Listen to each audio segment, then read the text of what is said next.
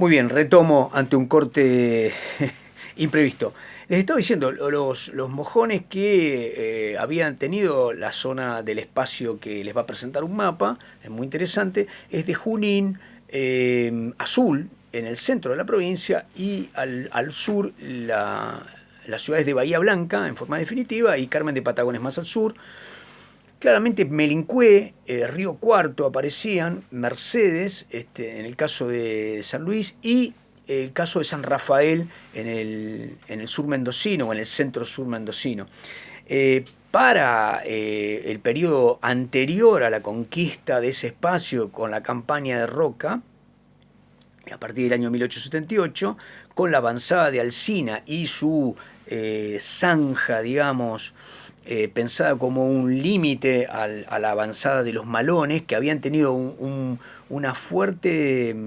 destrucción y temor en la producción y el establecimiento de avanzada de la zona agropecuaria, sobre todo pecuaria, de la provincia de Buenos Aires fundamentalmente. Bueno, ese límite había sido llevado desde Junín, pensando en Bahía Blanca, por una línea que cubría aproximadamente las actuales localidades de Trenquelauquen, Guaminí, la ciudad de Puan. En ese eje se van a dar las principales fricciones, y de allí entonces se va a pasar bueno, a los litorales del río Colorado y del río Negro como principales conductos hacia, bueno, el dominio de Saihueque y el dominio de Calfucurá, ¿no? Namucurá, que era la confederación eh, que enfrentó básicamente el poder de la provincia de Buenos Aires después del Estado Nacional a partir de Caseros, virando sus periodos de estrategias belicistas cuando se debilitaba el estadio de paz entre las provincias, y llevando a cabo, a partir de las rastrilladas que corrían por el territorio de Buenos Aires hacia Chile, yendo por estos caminos del río Colorado y el río Negro, buena parte de el stock ganadero, que era uno de los bienes que estaba en disputa, ¿no? Si bien, digamos, las comunidades aborígenes tenían una región de cultivo y tenían también una producción que podíamos llamar ganadera, se basaban en los yeguarizos y no en las cabezas bovinas u ovinas, que en general eran robadas, saqueadas y llevadas al mercado chileno. Esta corriente en general era la que establecía un marco de disputa y la necesidad de ampliar esos territorios, en principio por protección, pero claramente a partir del eje de la ampliación del medio de producción eh, pecuario y después agrícola. Este proceso va a dar una ampliación del territorio y un control real que para fines de los 80 y hasta fines del siglo XIX y principios del siglo XX va después a estar caracterizado por un avance de pioneros, de algunas colonias galesas, de algunas colonias de origen inmigrante, que van a ir hacia el siglo XX migrando las majadas ovinas, que van a ir perdiendo su lugar ante la producción pecuaria en alza en la provincia de Buenos Aires. Pero eso ya sería materia de un análisis un poquito posterior. Bueno, sigamos con lo que ustedes se van a encontrar en el Power para ir avanzando con las ideas. Tienen un detalle acerca de cómo fue distribuida la tierra, tal como les decía yo, con un carácter de alta concentración en la provincia de Buenos Aires, a partir de una lógica que había tenido el Estado provincial desde su propia fundación en 1820, que se había incrementado en el periodo rosista, aunque muchos autores, Infesta tiene un trabajo sobre el tema de la tierra, basándose en los trabajos de Coni, de Tualperindongui, discutiendo sobre los propios trabajos que hicieron en aquella época Avellaneda, después Cárcano, respecto de cuál había sido la pauta de la distribución de la tierra, que claramente fue un objeto de pago, una moneda extensa y y disponible para los estados que generalmente tenían fuertes déficits en sus tesoros para llevar a cabo el pago de sus propias erogaciones, que fundamentalmente estaban basadas en el servicio militar. Eh, Esto es indudable. El segundo eje fundamental es que en la medida que la Argentina se vaya asumiendo y constituyendo en el mercado de la división del trabajo eh, mundial, digamos, ¿no? En la división del trabajo en términos de globalización, como productor de materias primas alimenticias y de materias primas industriales de clima templado, es claro que el factor económico tierra va a ser preponderante, y de ser un factor abierto, disponible a los estados y de un uso, si ustedes quieren, dispendioso, se va a convertir en un bien sobre el cual se van a establecer marcos de especulación por un lado, de concentración y de aprovechamiento de la acumulación de capital propia de las élites que rodeaban al poder político. Esto es indudable. Después van a encontrar en el Power como una tabla. Ambas tablas son del Rapoport, pero muchas de las tablas que ustedes van a encontrar, tanto en Rapoport como en Corol, como en Bellini, como en Ora, en todos los autores que vamos a utilizar para este estudio económico, tienen uno de los orígenes en Roberto Cortés Conde, que es tal vez uno de los historiadores más profundos de las series económicas en la Argentina, y del cual provienen muchos de los datos de la historia económica argentina cuando no había un servicio estadístico o series estadísticas confiables. Entonces ahí hay en algunos casos unas proyecciones dadas sobre un carácter, si ustedes quieren, de base estadística, y sobre los cuales nos podemos fiar más que estar a oscuras, ¿no? Bien. Después, como les decía, van a encontrar un mapa ya fechado para 1887, que es el de los límites más o menos estables con los territorios de Formosa, el Chaco, La Pampa, Chubut, Río Negro, constituidos como territorios provinciales, es decir, administrados por el Estado Nacional. Bien, van a encontrar también, tal como les decía, una primera línea de tipo logístico asociada al aprovechamiento económico del territorio, en términos de la cuestión del desierto. Bien, ¿qué caminos existían? ¿Cuáles eran los caminos existentes? Más allá de las consideraciones respecto de que esos caminos eran costosos por su gran longitud, pero también por su base de ineficiencia en términos de acudir a la velocidad de los transportes, ¿no? O de sostener una velocidad razonable en los transportes. Así que vamos a ver la concentración de estos caminos por la Mesopotamia, de la provincia de Buenos Aires al eje Buenos Aires, Santa Fe, Córdoba, y de allí al norte y de allí al oeste. Y obviamente pocos caminos señalados como los caminos estos de las rastrilladas aborígenes o que avanzaban desde el litoral al oeste. Hacia el sur solamente teníamos estos caminos que van aproximadamente de Junín y que terminaban dando con el Río Negro para terminar en la cordillera.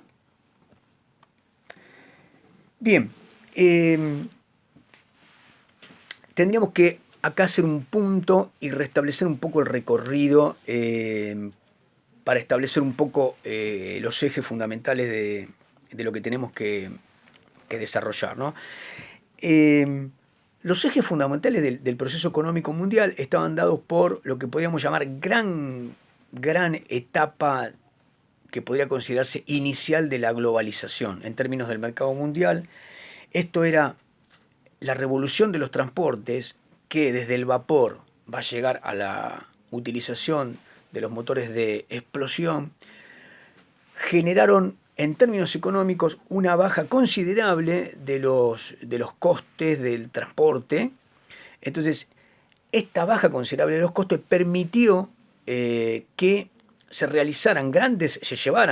grandes remesas de mercancías de origen productivo primario que en periodos anteriores no era razonable porque el tiempo no lo permitía o porque el valor unitario y el volumen de esa mercancía ocupaba bodegas que hacían obviamente que ese comercio fuera ilógico en términos de rentabilidad. Entonces, por su baja rentabilidad, llámese en tiempos o en capacidad, fueron cobrando mayor viabilidad, por ejemplo, el comercio de cereales y el comercio de productos de origen pecuario. Acá radica el nicho por el cual la Argentina va a generarse su condición o va a encontrar su condición de gran boom desde el punto de vista exportador. Entonces el primer ítem es el comercio atlántico se convierte para la Argentina en el viabilizador de un desarrollo que iba a cubrir toda su pradera aprovechable en términos de producción de una gran demanda del mercado europeo. Eso por un lado. Por el otro lado, el mismo proceso por el cual se habían expandido mercancías a los centros de consumo, en este caso Europa, por ejemplo, más una cantidad de factores socioculturales asociados, vinculados o no, genera una salida, una migración de millones de habitantes europeos, europeos asiáticos. A nosotros nos interesa fundamentalmente los europeos. 9 o más de 9 de cada 10 vinieron de la región de Europa, que conocemos como gran inmigración europea. Y esto ocurre a escalas de gran inmigración entre 1880 y decae muchísimo luego de la Primera Guerra Mundial, se sostiene con valores muy ínfimos respecto de dos momentos que podemos señalar como de los años 80 hasta la Primera Guerra Mundial y luego de la Primera Guerra Mundial un periodo de alza también de este proceso de gran inmigración. La Argentina, previamente a este proceso, nos dice Devoto, siempre fue constituida por una gran cantidad, múltiples comunidades de poblaciones inmigrantes, franceses, portugueses, británicos, componían nuestras vanguardias del comercio, de las pequeñas artesanías en todas las provincias. El problema es la escala. La Argentina era un país que conocía entonces como poblaciones no americanas, obviamente a los españoles, portugueses, británicos, franceses, pero que a partir de 1880, por poner un número, digamos, pero ya en los años 70 comienza, va a tener durante décadas una serie de saldos migratorios favorables a aumentar su población, como dijimos ayer leyendo a Andrés Regalqui, multiplicarla para convertir ese 1.700.000 habitantes en 6 millones de habitantes en la serie que va entre 1869 y 1910, el centenario. Entonces, en esas 3 décadas, Argentina veía triplicar más que triplicar su población, y esto determinaba un mercado ampliado de producción, pero también un mercado ampliado de consumo. La Argentina entonces, en ambos sentidos, va a determinar nuevos mercados en esta expansión capitalista que necesita que nosotros le prestemos atención a una cantidad de ítems. El primero que ustedes van a ver en el Power va a estar referido a las inversiones. Y esto es importante que ustedes lo tengan en cuenta. El primero que van a encontrar no es sobre las inversiones, pero tiene que ver con las inversiones, es el ferroviario, ¿no? Entonces nos dice que la Argentina, comparándose con Estados Unidos, Canadá, Australia, México, Brasil y Chile, pasa de tener 700.000 kilómetros de vías férreas a tener en el año 1914 31.500. Miles, 31.500 kilómetros de vías férreas. El desarrollo de esa red es tal vez el ítem fundamental de la inversión que va a recibir la Argentina de carácter internacional. En este punto me quiero detener para darle un condimento explicativo de conexión con la historia mundial. Lo que uno puede entender que pasó en el desarrollo económico del paso de la expansión capitalista con la revolución industrial asociada a la gran acumulación de capitales y la saturación de la rentabilidad de las inversiones capitalistas, en el caso de Gran Bretaña, en segunda medida de Francia, en orden siguiente Bélgica y Alemania, y Estados Unidos paralelamente, expandiéndose sobre su propio territorio, da como resultado, primero en Gran Bretaña y después en Francia, la necesidad de estos holding o consorcios capitalistas, nutridos fundamentalmente por productores de bienes durables, y en este caso por ejemplo, de ferrocarriles, que tiene una amortización muy lenta en el tiempo y por lo tanto necesita de una inversión inicial furibunda. Se les decía del concurso de estos industriales,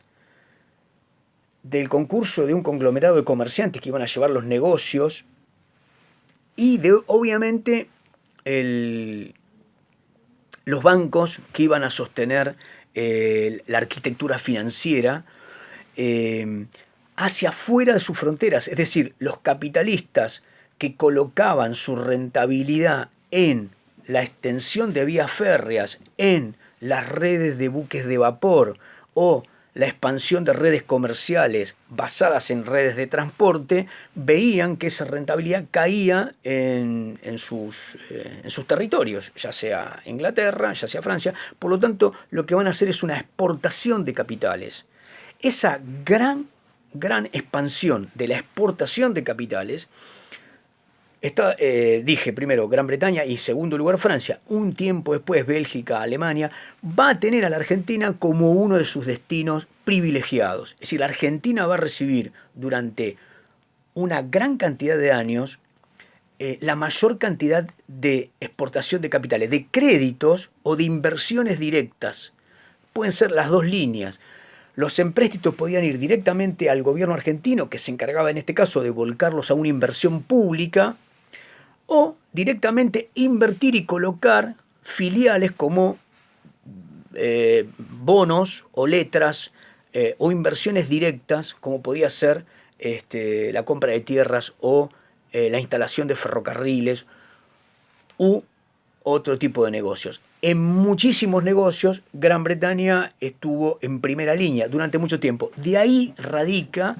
el subtítulo que le dimos a nuestra unidad de dependencia del Imperio Británico.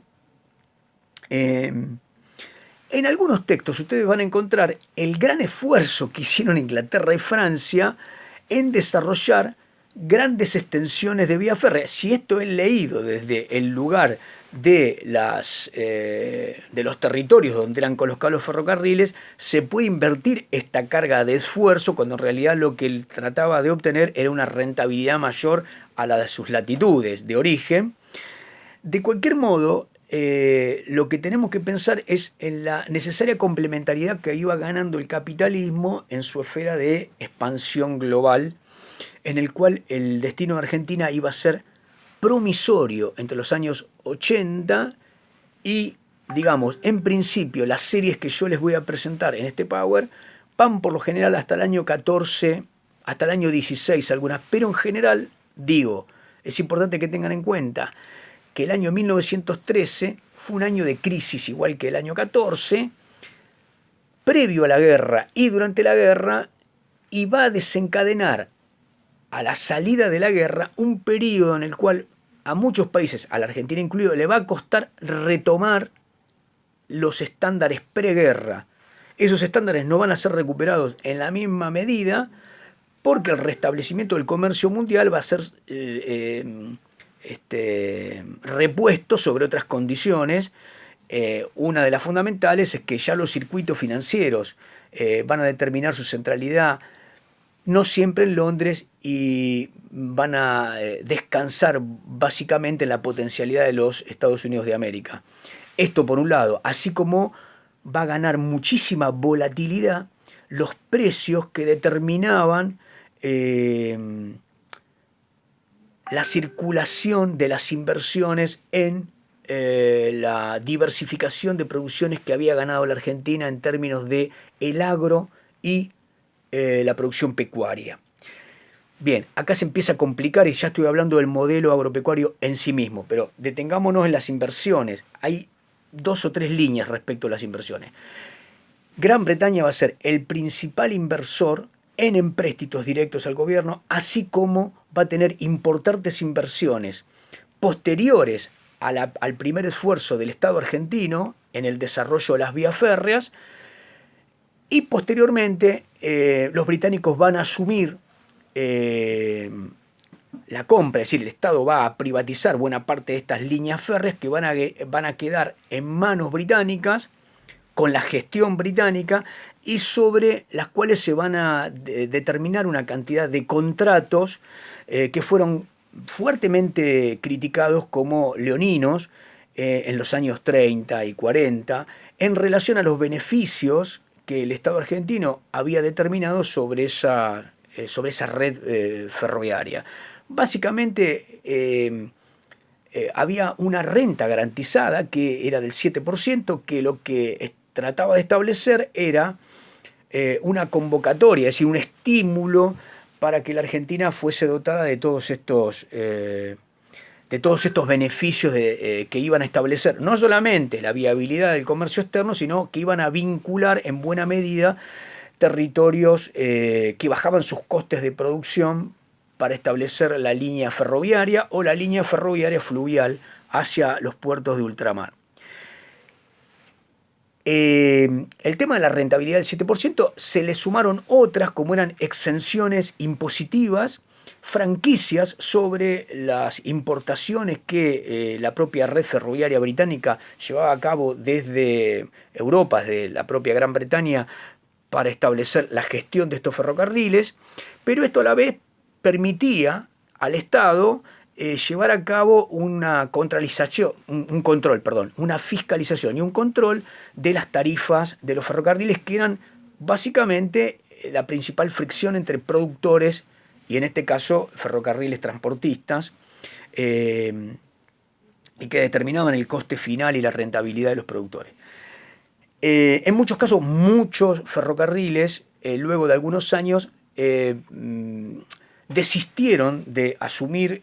las exenciones impositivas, las desgravaciones que el Estado les realizaba, para poder restablecer su control sobre la estrategia tarifaria. Por último, tenemos que decir que es muy controvertido un beneficio que el Estado le otorgó a la red ferroviaria del central argentino sobre una legua contigua a el recorrido del ramal ferroviario, lo que le permitió una gran especulación inmobiliaria sobre tierras que iban a alzar su costo en la medida que el ferrocarril pasara. Bien, dejemos acá un punto, porque esto en todo caso tiene obviamente derivaciones políticas que hacían de la oligarquía, de los sectores que establecían estos vínculos con el Imperio Británico, con los que gestionaban los ferrocarriles y con los intermediarios parasitarios, digamos, que generaban también buena parte de su renta interclase o clasista, de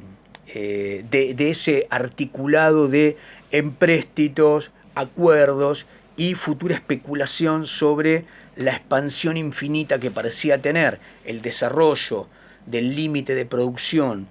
de la Argentina para volcar al mercado externo, y el financiamiento y la gestión de la vía de transporte fundamental sobre la cual descansaba básicamente el éxito de las exportaciones argentinas. Este es un ítem de las inversiones.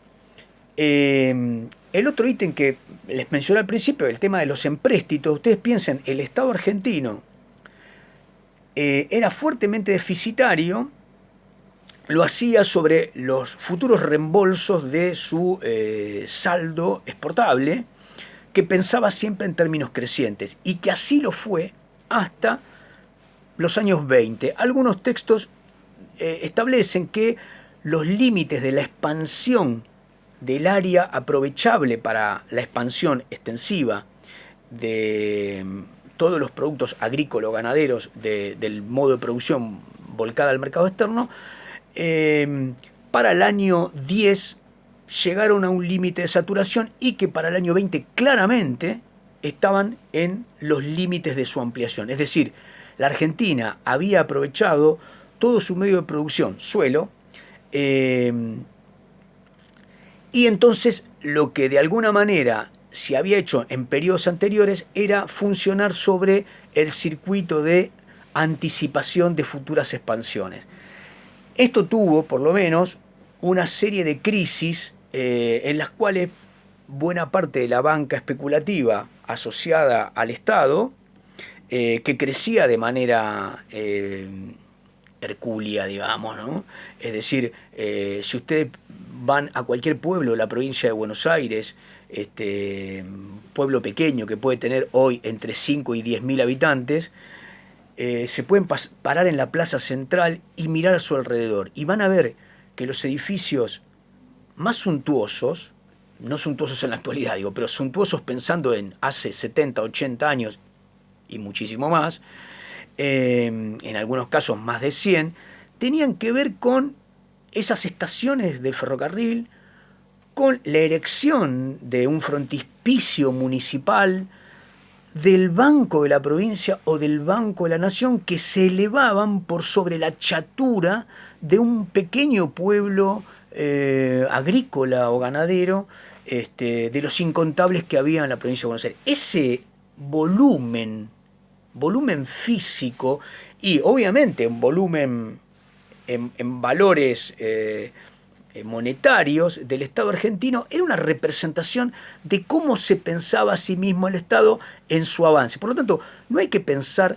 que de 1870, 1880 hasta la crisis del 30, el Estado fue ausente, que hubo librecambismo. Esos son dos de los presupuestos equívocos que se hacen sobre el estudio de la economía argentina en estas 5 o 6 décadas. El Estado tenía una fuerte presencia,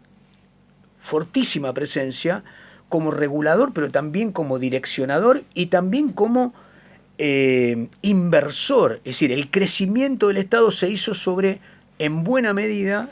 un esfuerzo de los dineros públicos. Reitero, sin dejar de pasar el primer ítem, ferrocarril. Pero después, el propio crecimiento del Estado, es decir, los edificios que ustedes ven,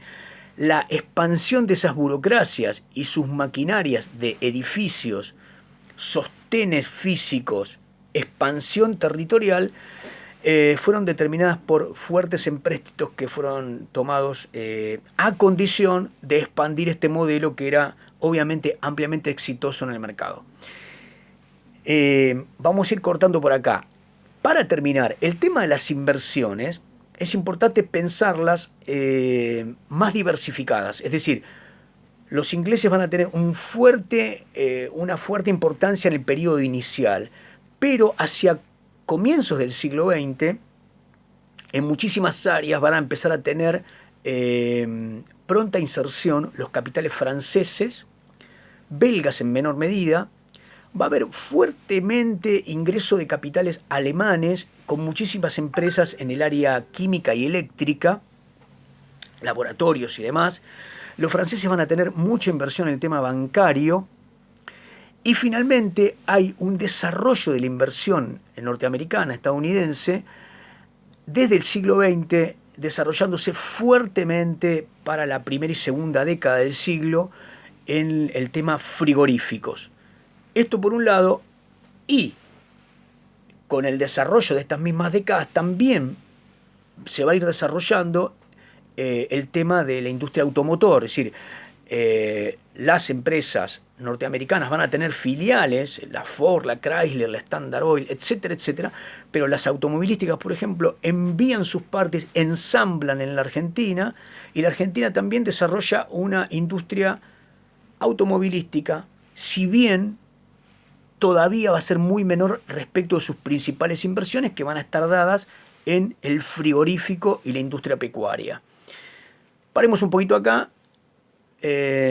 redondeamos algo las inversiones, después les digo en qué parte del Power lo van a encontrar.